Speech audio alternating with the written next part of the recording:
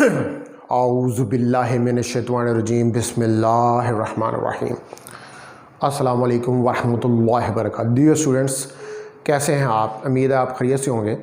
तो चले शुरू करते हैं। आज हमारा ऑनलाइन सीरीज़ का लेक्चर नंबर 11 है, M2 सेकेंड ईयर फिज़िक्स, और चैप्टर नंबर 20 हमने शुरू किया हुआ है। तो बोहर एटॉमिक मॉडल की कल हमने बात की थी, ठीक है। और मैंने कल आपको बताया था कि जो हाइड्रोजन एटम है वो एक सिंपलेस्ट एटम है, और बोहर ने एक सेमी क्लासिकल मॉडल जो है उसको इंट्रोड्यूस करवाया, जो रिडबर्ग के रिज़ल्ट थे स्पेक्ट्रल सीरीज़ के बारे में हाइड्रोजन एटम की। तो आज हमने इसके पहले पास्टुलेट्स देखते हैं। तो ये जो सेमी क्लासिकल थ्योरी थी ये बेस कर रही थी 3 पास्टुलेट्स के ऊपर। This semi classical theory is based upon 3 postulates, ठीक है जी। तो ये 3 postulates के ऊपर ये थ्योरी जो है ये बेस्ड कर रही थी।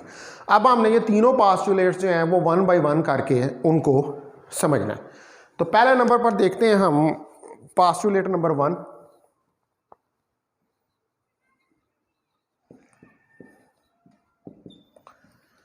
कि पास्टुलेट नंबर 1 जो है वो क्या कहता है। तो पास्टुलेट नंबर 1 ये कहता है कि अगर एक इलेक्ट्रॉन बाउंड है किसी न्यूक्लियस को किसी एटम के अंदर, तो वो मूव कर सकता है around the nucleus in certain circular orbits without radiating, बगैर रेडिएशन निकाले वह सर्कुलर ऑर्बिट में मूव कर सकता है, ठीक है, about the nucleus. These orbits are called the discrete stationary states of atom. और ये जो ऑर्बिट्स हैं ये क्या होंगी? ये डिस्क्रीट स्टेशनरी स्टेट्स होंगी एटम की, ठीक है। हाँ, पहले मैं इसको लिख देता हूँ, उसके बाद फिर इसको एक्सप्लेन करता हूँ कि ये क्या है। देखें, अगर एक electron an electron is bound to the nucleus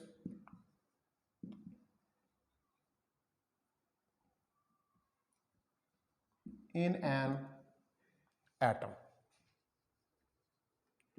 electron जो है ये किसी एटम के अंदर न्यूक्लियस से बाउंड होता है। क्यों ये न्यूक्लियस से बाउंड होता है? Due to electrostatic force of coulombic attraction. Electron और न्यूक्लियस के दरमियान कोलम्बिक फोर्स होती है, क्योंकि न्यूक्लियस के ऊपर पॉजिटिव चार्ज होता है और इलेक्ट्रॉन के ऊपर नेगेटिव चार्ज होता है। इसलिए इलेक्ट्रॉन बाउंड होता है न्यूक्लियस को किसी भी एटम के अंदर, और ये मूव कर सकता है, can move around the nucleus in certain circular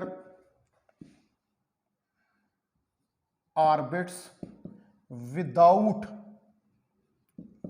radiating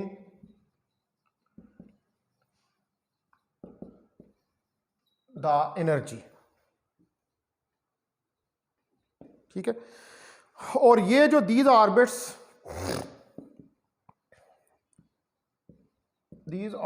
are called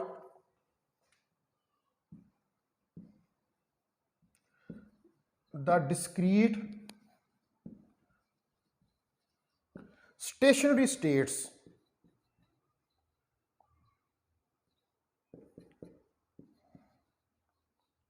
of atom।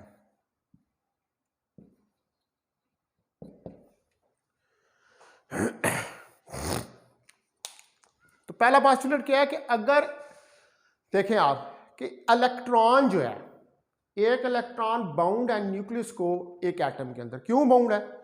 हमें ये पता है कि आप देखें कि जो न्यूक्लियस है इसके ऊपर पॉजिटिव चार्ज होता है और इलेक्ट्रॉन सर्कुलर ऑर्बिट में इसके अराउंड मूव कर रहा होता है किसी डिस्टेंस आर के ऊपर, और इलेक्ट्रॉन पे नेगेटिव चार्ज होता है। तो इनके दरमियान में एक कलम्बिक फोर्स ऑफ अट्रैक्शन होती है बाय कूलम्स लॉ। तो इस वजह से न्यूक्लियस के ऊपर चूंकि पॉजिटिव चार्ज है, इलेक्ट्रॉन पर नेगेटिव है, तो न्यूक्लियस और इलेक्ट्रॉन एक दूसरे को अपनी तरफ अट्रैक्ट करते हैं। इसलिए इलेक्ट्रॉन जो है वो न्यूक्लियस को छोड़कर एटम से बाहर नहीं जा सकता, वो बाउंड है, और ये मूव करता है around the nucleus in certain circular orbits. ये जो अभी मैंने यहां पर ऑर्बिट बढ़ाया है, ये एक सर्कुलर ऑर्बिट है, ठीक है। इन ऑर्बिट्स के अंदर इलेक्ट्रॉन जो है वो रिवॉल्व करते हैं, और इलेक्ट्रॉन जब इन ऑर्बिट्स के अंदर रिवॉल्व करते हैं तो ये एक ऑर्बिट नहीं होता, ये 2 3 4 5 कितने ही ऑर्बिट हो सकते हैं, और उनके अंदर इलेक्ट्रॉन जो हैं वो रिवॉल्व कर सकते हैं विदाउट रेडिएटिंग एनर्जी। अब विदाउट रेडिएटिंग एनर्जी, देखिए क्लासिकल थ्योरी जो है ना वो ये कहती है कि जब कोई चार्ज पार्टिकल एक्सेलरेट होता है, ठीक है, क्लासिकल थ्योरी ये कहती है कि जब कोई चार्ज पार्टिकल एक्सेलरेट होता है तो उस चार्ज पार्टिकल के अंदर से रेडिएशंस निकलती हैं।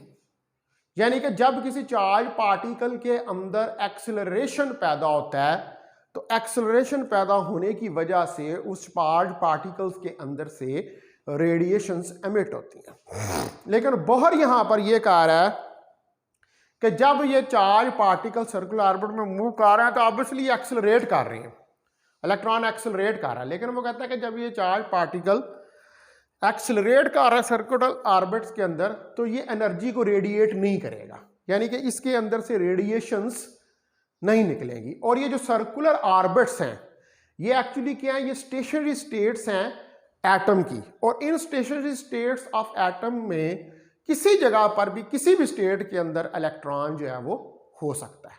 ठीक है dear students, that was the first postulate.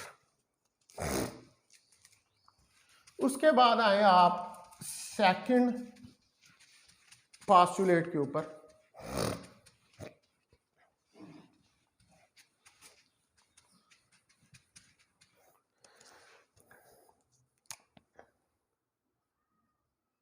Postulate number 2. Only those stationary orbits are allowed for which orbital angular momentum is equal to an integral multiple of h over 2 pi. कहता सिर्फ वो stationery orbits allowed हैं जिनके लिए angular momentum जो है वो h over 2 पाई के बराबर है। ठीक है, only those stationary orbits are allowed for which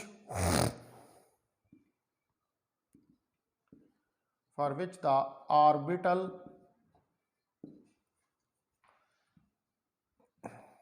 angular momentum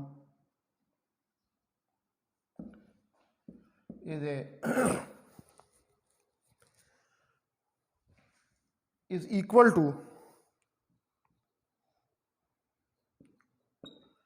an integral multiple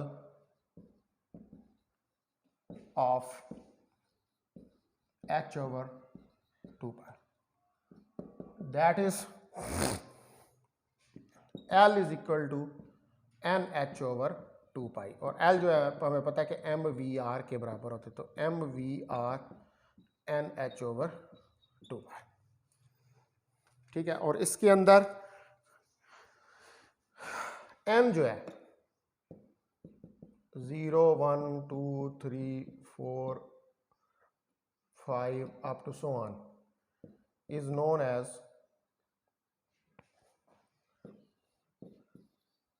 principal quantum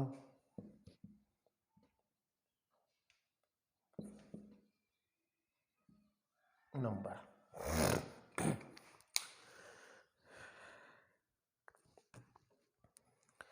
और इसके अंदर आर जो है वो रेडियस है सर्कुलर ऑर्बिट का, ठीक है जी।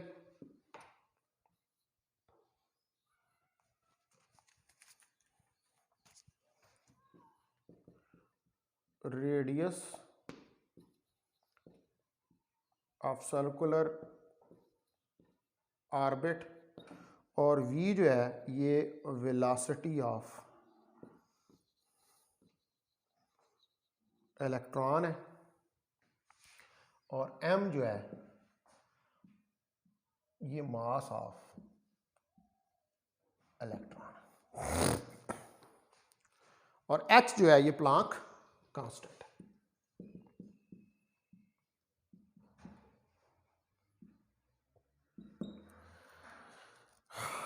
तो ये पास्टुलेट हमें क्या बताता है कि सिर्फ वो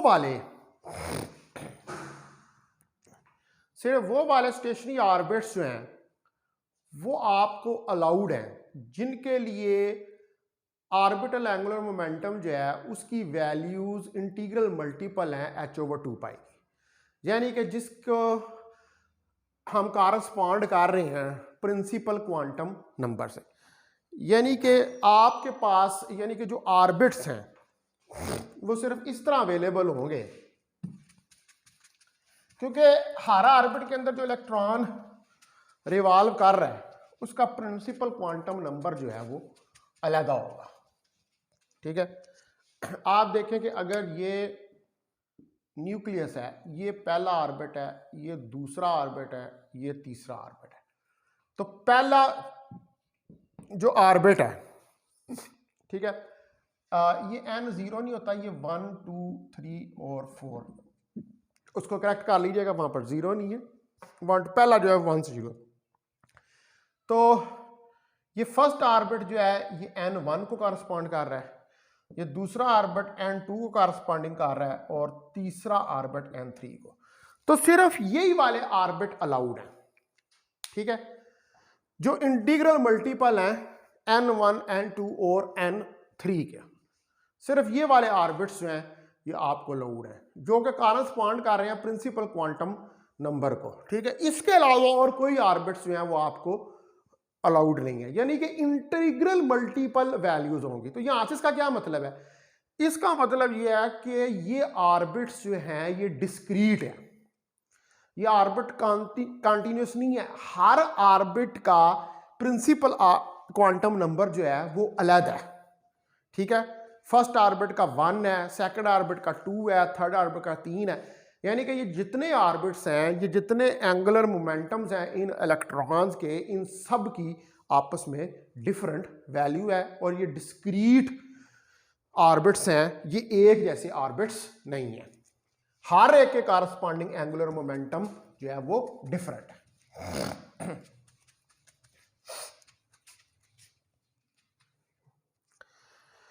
उसके बाद आप देखिए पास्टुलेट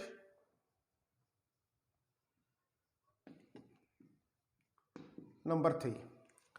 पास्टुलेट नंबर 3 ये कहता है कि जब कोई इलेक्ट्रॉन ट्रांजिशन करता है, यानी कि ये जंप करता है किसी हायर एनर्जी स्टेट से लोअर एनर्जी स्टेट में, तो एक फोटॉन ऑफ एनर्जी जो है वो एमिट होता है, ठीक है।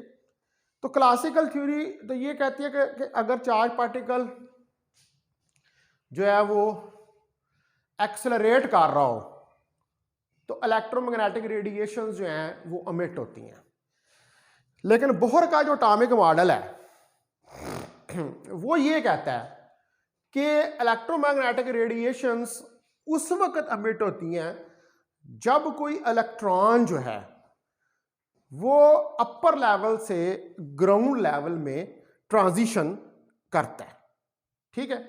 यानी कि एक्चुअली रेडिएशंस इलेक्ट्रॉन की ट्रांजिशन की वजह से एमिट होती हैं। This is the third postulate, ठीक है। तो हम कह सकते हैं कि whenever an electron makes transition जब ये इलेक्ट्रॉन जो है वो ट्रांजिशन करता है, that is jump from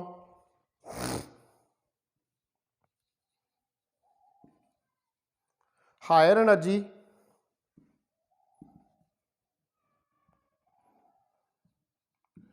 state En to lower energy state EP करता है। तो a photon of energy HF is emitted। तो एक फोटोन जो है एनर्जी HF का emitted होता है, so that En minus EP is equal to HF। ये हमारे पास डिफरेंस ऑफ एनर्जी क्रिएट हुआ है। ये क्या हुआ है, ये आप देखें, ये न्यूक्लियस है, ये लेवल EP है और ये लेवल En है। एक इलेक्ट्रॉन यहां से En से EP में ट्रांजिशन करता है। तो अब इन दो लेवल्स के दरमियान में एनर्जी का डिफरेंस जो क्रिएट हुआ है, और वो एनर्जी का डिफरेंस इस एटम में से इन the form of electromagnetic radiation जो है वो एमिट हो जाएगा।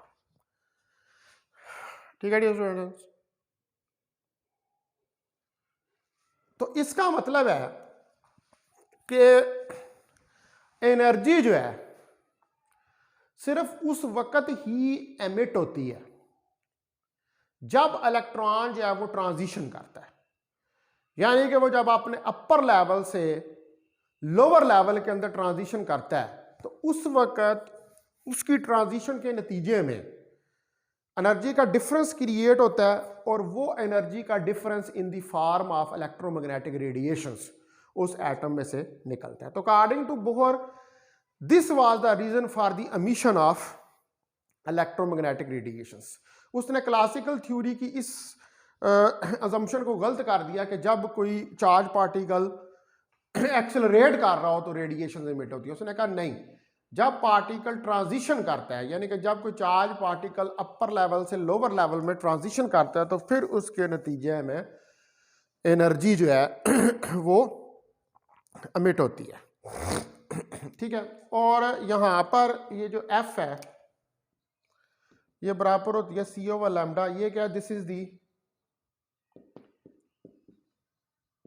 Frequency of emitted radiation।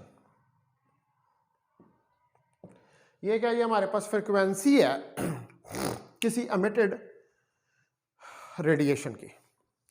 ठीक है डियर स्टूडेंट्स। तो अब हम ये हमारे पास तीन पास्टुलेट्स जो हैं वो आ गए। ये बोहर के तीन पास्टुलेट्स है जिसके ऊपर पूरा बोहर का एटॉमिक मॉडल जो है वो पेश कर रहा था। पहला जो है पास्टुलेट हमें ये बताता है कि इलेक्ट्रॉन जो हैं वो डिस्क्रीट स्टेशनरी सर्कुलर ऑर्बिट्स में रिवॉल्व करते हैं, और जब इलेक्ट्रॉन रिवॉल्व कर रहा होता है तो वो कोई एनर्जी रेडिएट नहीं करता। यानी कि जब रिवॉल्व कर रहा है तो ऑब्वियसली वो एक्सेलरेट कर रहा है, तो जब वो एक्सेलरेट कर रहा है तो वो कोई भी एनर्जी जो है उसको रेडिएट नहीं करेगा। दूसरा पास्टुलेट ये था कि जो ये सर्कुलर ऑर्बिट्स होते हैं ये इंटीग्रल मल्टीपल होते हैं एंगुलर मोमेंटम के। ठीक है, यानी कि तमाम ऑर्बिट्स के अंदर जो इलेक्ट्रॉन मूव कर रहे हैं या तमाम ऑर्बिट्स जो हैं उनका एंगुलर मोमेंटम एक दूसरे से डिफरेंट होता है। और तीसरा पास्टुलेट ये था कि एनर्जी या रेडिएशन उस वक्त किसी एटम में से एमिट होती हैं जब इलेक्ट्रॉन जो है वो अपर लेवल से लोअर लेवल में ट्रांजिशन करता है। तो these are the three main postulates of Bohr atomic model, यानी कि इन तीन मेन पास्टुलेट्स के ऊपर बोहर का एटॉमिक मॉडल जो है ये बेस कर रहा है। अच्छा, अब हमने देखना है कि जो डी ब्रॉगली इंटरप्रिटेशन थी बोहर्स ऑर्बिट की, de Broglie interpretation of Bohr orbit.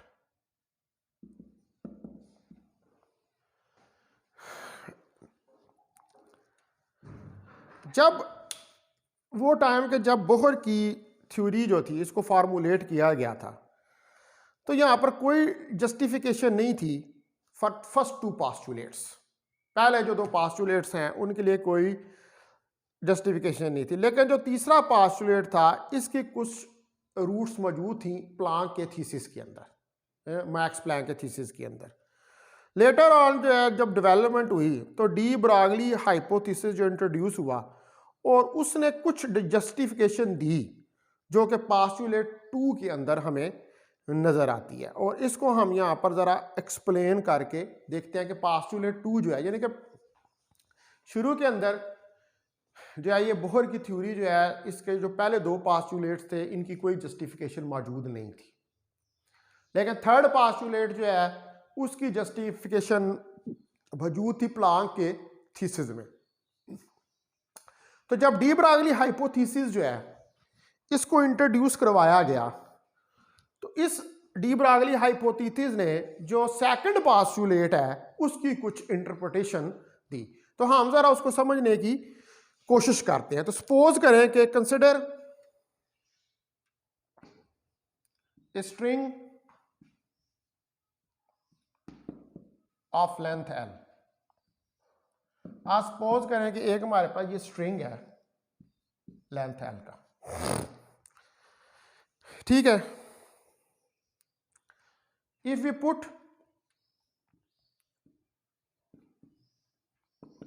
Stationery vibrations in it, अगर इसमें हमको स्टेशनरी वाइब्रेशंस जो हैं उनको पुट कर दें तो देन हमें पता है कि L जो है वो n लैम्बडा के बराबर होता है, जहां पर n is a integer, n जो है वो एक इंटीजर है। अब सपोज करें कि हम इस स्ट्रिंग को बेंट कर देते हैं into circle of radius r, ठीक है। ये स्ट्रिंग जो है suppose this string is bent into the circle of radius r। हम इस स्ट्रिंग को बेंड कर देते हैं एक सर्कल ऑफ रेडियस r में, किसके लिए? फॉर n3 एंड n6, यानी कि उसका नंबर ऑफ वर्ड n3 और n6 है, ठीक है जी। इसके इस फॉर्म में हम सर्कुलर फॉर्म में उसको बेंड कर देते हैं। अब मैं यहां पर ये फिगर्स बनाता हूं,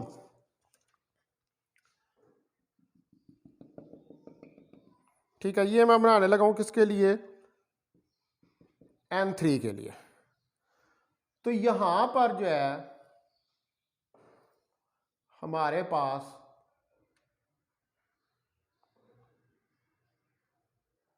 ये स्टेशनरी वेव्स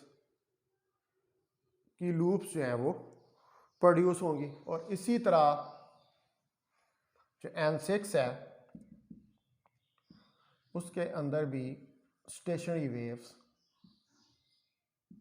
की लूप्स, यानी कि जब हमने इसको बेंड कर दिया तो बेंड करने के बाद इसकी बाउंड्रीज क्लोज होगी, और हमें पता है कि जो क्लोज बाउंड्रीज होती हैं उन क्लोज बाउंड्रीज के अंदर स्टेशनरी वेव्स जो हैं वो प्रोड्यूस होती हैं। तो चूंकि हमें पता है कि L जो है वो हमारे पास n लैम्बडा के बराबर है, तो अब ये सर्कल है तो सरकमफ्रेंस ऑफ द सर्कल जो है L that is equal to 2 pi r तो 2 pi r is equal to n lambda. ये हमारे पास आ जाएगा 2 पाई आर, यहाँ पर वैल्यू रखेंगे 2 pi r is equal to n lambda, और यहाँ से लैम्डा की value 2 pi are over n जो है वो हमारे पास निकल आएगी। ठीक है जी, this is the value of lambda.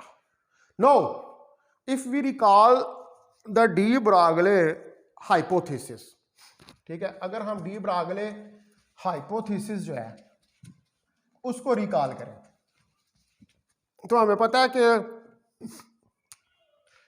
P is equal to H over lambda, और लैम्डा एच ओवर P के बराबर है, और P हमें पता है कि यहां पर एम वी के बराबर है, तो lambda H over M V के बराबर आ जाएगा। तो अगर ये इक्वेशन A है और ये इक्वेशन B है, तो कंपेयर A एंड B, तो A और B जो है इसको आप कंपेयर कर लें, तो A और B को कंपेयर करेंगे तो H over M V is equal to 2 pi are over N. ये चीज जो है ये हमारे पास आ जाएगी, और इसको हम लिख सकते हैं n h 2 pi r into m we.